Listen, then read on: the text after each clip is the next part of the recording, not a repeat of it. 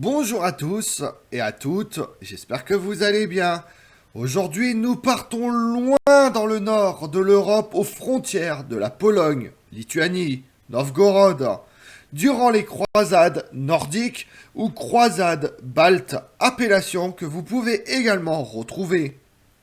Elle consiste en une succession de campagnes militaires organisées par le pape et les souverains occidentaux, dans le but de convertir les païens au christianisme entre le XIIe et le XVe siècle. Oui, vous allez me dire, mais c'est en même temps que les croisades. Exactement, mais contrairement à la Terre Sainte, où les campagnes militaires visaient à libérer les anciennes terres chrétiennes de la tutelle musulmane, les croisades en Prusse, en Livonie et en Lituanie avaient pour but de convertir la population païenne locale. Rapidement, cette croisade est menée uniquement par l'ordre des chevaliers teutoniques qui se taillent un vaste territoire. Vous voulez en savoir plus sur la croisade nordique? Venez avec moi. La Baltique et les régions limitrophes des territoires allemands restés païens constituaient pour les croisades un terrain d'action différent de celui des campagnes traditionnelles, lancées à partir de la fin du XIe siècle dans le but de reprendre, je vous laisse deviner, vous l'avez trouvé, Jérusalem, ainsi que d'autres villes du Proche-Orient aux musulmans. Comme dans le cas des croisades du Levant, les souverains participants profitent de l'occasion pour combiner les avantages religieux de la croisade. Les croisés se voyaient pardonner leurs péchés, avec leur désir d'expansion territoriale et de richesse matérielle, sous la forme de terres, de fourrures, d'ambre et d'esclaves. En outre, les croisades nordiques, d'abord menées par les Saxons, dirigées contre les païens Wade, apportent une nouvelle facette au mouvement des croisades.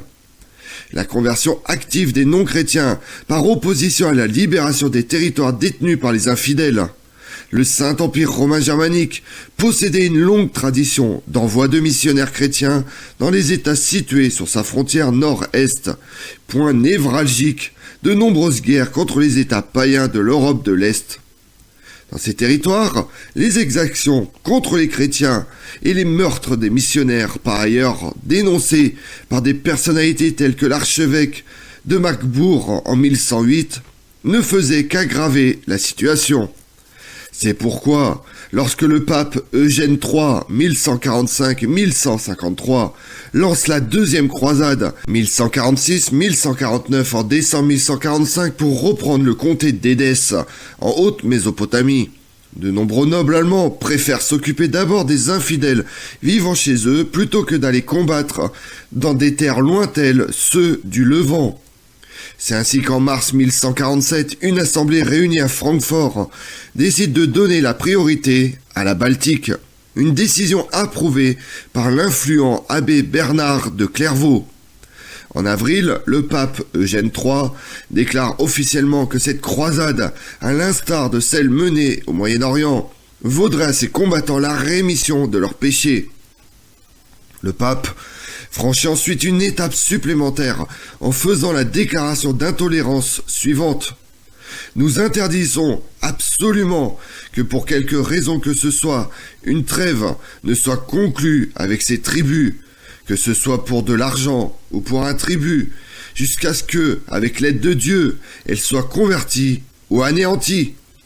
Ainsi, le mouvement des croisés prenait un caractère de campagne missionnaire armée. La sévérité de la déclaration du pontife était peut-être le reflet des difficultés habituellement rencontrées dans la conversion des peuples de cette région, et en particulier celle des Ouèdes. Dans de nombreux cas, une profession de foi avait été suivie d'une rétractation, offense considérée comme la plus grave que le fait d'être païen. Des pratiques païennes avaient été maintenues ou même mêlées à des pratiques chrétiennes. Cette nouvelle croisade fut donc délibérément conçue pour être la dernière dans la région de la Baltique. Avant même que l'armée des croisés ne soit mise en route, les Ouèdes, conscients de l'imminence du danger, lancent une attaque préventive contre le port de Lübeck, tenu par les chrétiens. Entre juin et septembre 1147, une armée saxonne et danoise attaque les colonies païennes de Dobin et de Malquo, toutes deux situées dans le nord-est. Des deux, c'est Daubin qui s'en tire le mieux, car sa population accepte de se faire baptiser, ce qui met immédiatement fin au combat. En comparaison, le sort de Malko fut bien pire. Son temple, contenant des idoles païennes, fut incendié. Les territoires environnants furent détruits. Après l'échec du siège de Demim, la cible suivante fut Sétine en Porémanie, mais les habitants réussissent à persuader les croisés de renoncer à leur attaque en exhibant des crucifix sur les murs de la ville. Le subterfuge fonctionne. Dans l'ensemble, la campagne, malgré ses objectifs ambitieux et le soutien du pape, n'eut guère plus de succès que les habituelles campagnes menées chaque année dans la région. La mésentente qui régnait entre les Danois et les Saxons ne permettent pas à la croisade de porter ses fruits. Le résultat de l'opération fut dérisoire, la conversion d'un seul chef et l'acquisition d'un maigre butin. Tandis que le chef des Wade, le prince Niclotte, restait au pouvoir et qu'en dépit de ses promesses, ses sujets demeuraient des païens pratiquants. Ce n'était certainement pas le résultat qu'Eugène avait imaginé, et vous non plus. La région de la Baltique continuerait d'être le théâtre de croisades au cours des siècles suivants, en particulier avec l'arrivée du célèbre ordre militaire des chevaliers teutoniques à partir du XIIIe siècle. Entre 1193 et 1230, des armées de croisés saxonnes furent envoyées pour défendre les missions chrétiennes en Livonie. Une fois encore cependant, il s'agissait plus de conquêtes de territoire que de missions religieuses, et malgré les succès militaires, les opérations de conversion ou d'asservissement des indigènes furent autant d'échecs.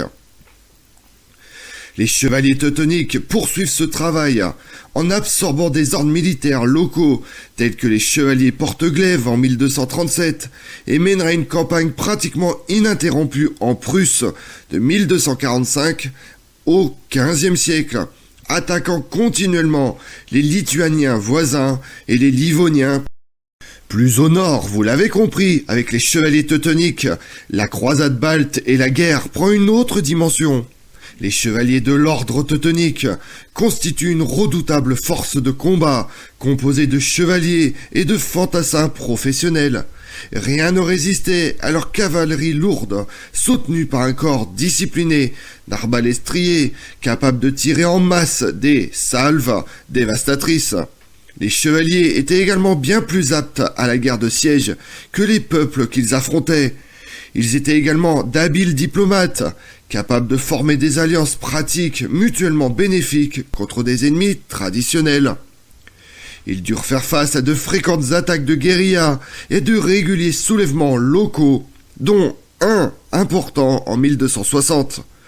L'ordre fut toutefois aidé par un afflux de croisés provenant d'autres États d'Europe occidentale et centrale, dont certains noms célèbres comme Rodolphe de Habsbourg, Otto III de Brandebourg ou le roi Ottokar II de Bohême. Une fois de plus, le soutien du pape se révèle essentiel et l'idéal des croisades de défense de la chrétienté fut judicieusement transformé en un objectif de conversion et de conquête de territoire de ceux qui n'acceptaient pas la profession de foi. Le succès de l'ordre teutonique en Prusse, qu'il réussit à transformer en un État à part entière, est évident dans sa transformation progressive en un territoire entièrement germanique, qui devait institutionnaliser à la fois la guerre et la religion. La région devient en effet l'incarnation de la culture allemande, plus que tout autre dans les siècles qui suivent. Bien que les campagnes militaires se soient principalement cantonnées à la saison hivernale, lorsque les marais et les lacs étaient gelés, l'ordre teutonique n'en réussit pas moins à conquérir de nouveaux territoires, notamment Danzig et la Porémanie orientale en 1308 et le nord de l'Estonie en 1346, acheté au roi danois Valdemar IV, 1340-1375. De nouveaux territoires, principalement des ports et des zones fluviales, furent ensuite colonisés par des migrants germaniques, tandis que des églises et des monastères furent construits, en particulier par les cisterciens. Ces nouvelles conquêtes étaient protégées par l'édification de châteaux dans le cadre d'une colonisation systématique. La Lituanie fut attaquée avec succès, mais le combat prend fin lorsque le grand-duc Jagelon promet en 1386 de convertir son peuple païen au christianisme. À la fin du XIVe siècle, sans unité politique, en retard sur l'Occident en termes de technologie, une grande partie de la Baltique avait été convertie de force au christianisme. Par la suite, il devient évident que les chevaliers teutoniques étaient davantage intéressés par la politique, l'acquisition de terres et de butin que par la conversion des populations. Tandis que les guerres se poursuivent et s'étendent jusqu'en Livonie, convertie de force au christianisme par l'action des chevaliers teutoniques. En effet, l'ordre des chevaliers teutoniques se vire souvent reproché de massacrer des chrétiens, de saccager des églises séculaires, de faire obstacle aux conversions et de faire commerce avec des païens, chose qui n'est pas tout à fait réelle. On disait tout haut que la résistance à la christianisation dont faisaient preuve de nombreux païens d'Europe centrale n'était due qu'à leur refus de vivre sous le régime brutal des chevaliers teutoniques. Du reste, l'ordre des teutoniques n'était pas le seul à avoir des ambitions dans la région, dans la mesure où les rois danois et suédois s'étaient eux aussi abrités derrière le même paravent idéologique pour envahir le nord de l'Estonie et de la Finlande au XIIIe et XIVe siècle. Le XVe siècle voit l'ordre teutonique menacé d'extinction lorsque les Lituaniens et les Polonais unirent leurs forces à celles des Russes et des Mongols, ainsi qu'à celles de plusieurs autres petits États alliés. Une armée de chevaliers teutoniques fut entièrement anéantie lors de la première bataille de Tannenberg, le 15 juillet 1410. En 1457, le siège de l'ordre, désormais très réduit et largement séculier, dut être transféré à Königsberg.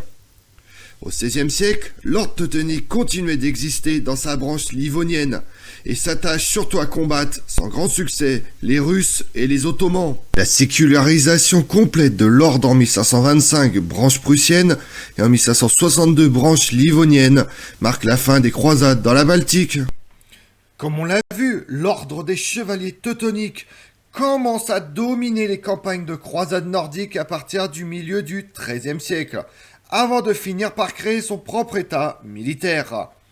Bien que l'ordre ait effectivement réussi à convertir la région de Prusse au christianisme, le but religieux était essentiellement un prétexte pour acquérir des territoires et des richesses. Au XVe siècle, les Polonais, les Russes et les Ottomans posent de nouveaux défis à la région et les croisades baltes, ayant rempli leur objectif, se voient donc remplacés par une forme de guerre plus séculière. Je vous remercie d'avoir suivi cette vidéo en ma compagnie. Si vous voulez connaître mes autres vidéos, retrouvez-moi chaque matin à partir de 6h45 sur ma chaîne YouTube Tout sur l'Histoire avec Damien, mais également sur les réseaux sociaux, Twitter et Instagram, Histoire Damien. Et pensez à liker, commenter et vous abonner. Je vous remercie à tous.